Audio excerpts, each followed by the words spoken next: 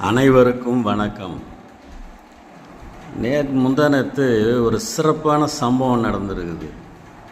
அதாவது பாரதியார் தான் ஒரு பாட்டில் சொல்லுவார், அக்னி குஞ்சொன்று கண்டேன் ஆங்கே வனத்திடை மரத்தினில் பொந்தினில் வைத்தேன் வெந்து தணிந்தது காடு அப்படின்னு சொல்லுவார். அதே மாதிரி பார்த்திங்கன்னா இந்த தொகுதி மறுவரை அப்படிங்கிற பேரில் தென் மாநிலங்களை ஓரங்கட்டிட்டு வட மாநிலங்களை மட்டும் அவங்க கண்ட்ரோலில் வச்சுக்கிறதுக்கான ஒரு முயற்சிகளை எடுத்து ஒரு மசோதாலாம் கொண்டு வரணும்னு முயற்சி பண்ணாங்க. ஆனால் அதை முதல்ல எதிர்த்தது நம்ம தமிழ்நாடு முதலமைச்சர் தான். அவர் தான் அந்த நகலை எரித்தார் ஃபஸ்ட்டு. அதை பார்த்துட்டு தான் மற்ற மாநிலங்களில் இருக்கிறவங்களுக்கும் கொஞ்சம்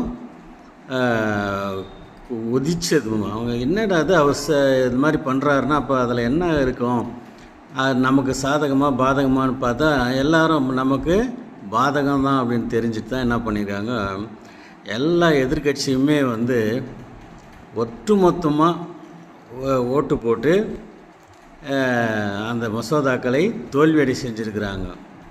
இதுவே ஒரு பெரிய சாதனை தான், புரியுதுங்களா? ஏன்னா நம்ம தொகுதிகளை அவங்க குறைச்சிட்டாங்கன்னா நீ என்ன சொன்னாலும் எனக்கு அவசியம் இல்லை, எனக்கு அங்கே இருக்கிற எம்எல்ஏ எம்பிக்களை வச்சே நான் எல்லாத்தையும் நிறைவேற்றிக்குவேன் அப்படிங்கிற ஒரு முடிவுக்கு அவங்க வந்துடுவாங்க. நல்ல வேளை இதை தடை செய்ததால் நம்ம ஸ்டாலின் மூலமாக இந்தியாவில் இருக்கிற எல்லா எதிர்கட்சி முதலமைச்சர்களும் ஒற்றுமையாக நின்று இதை தோற்கடிச்சிருக்கிறாங்க.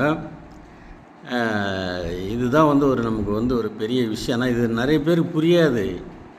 புரிஞ்சாலும் இந்த தமிழ்நாட்டில் இருக்கிற எதிர்கட்சிக்காரங்க புரிஞ்சாலும் அவங்க கூலி வாங்கிட்டாங்க இல்லையா, அதுக்கு ஏற்ற மாதிரி அவங்க ஜாலரா போட்டு தான் ஆகணும். அவங்களுக்கு நாடு எக்கேடு கெட்டு போனால் அவங்களுக்கு என்ன, அவங்களுக்கு பதவி வேணும். அதுதான் அவங்களுடைய சுயநலமான எண்ணம்.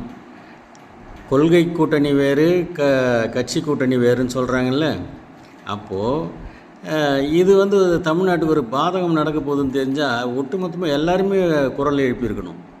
ஆனால் யாரும் அவன் செய்யலை. அதுக்கு முட்டு கொடுத்தாங்களே தவிர அதை யாரும் எதுவும் செய்யலை. நம்ம முதலமைச்சர் மட்டும் அதை செஞ்சார். அதனால் நிஜமாகவே அது ஒரு பாராட்டுக்கு உரியது. இதை தான் எச் ராஜா கூட சொன்னார், ஒரு 1.5 வருஷத்துக்கு முன்னே சொல்லியிருக்கிறாரு. ஸ்டாலின் இஸ் டேஞ்சரஸ் தென் கலைஞர் அப்படின்னு சொல்லிட்டுன்னு.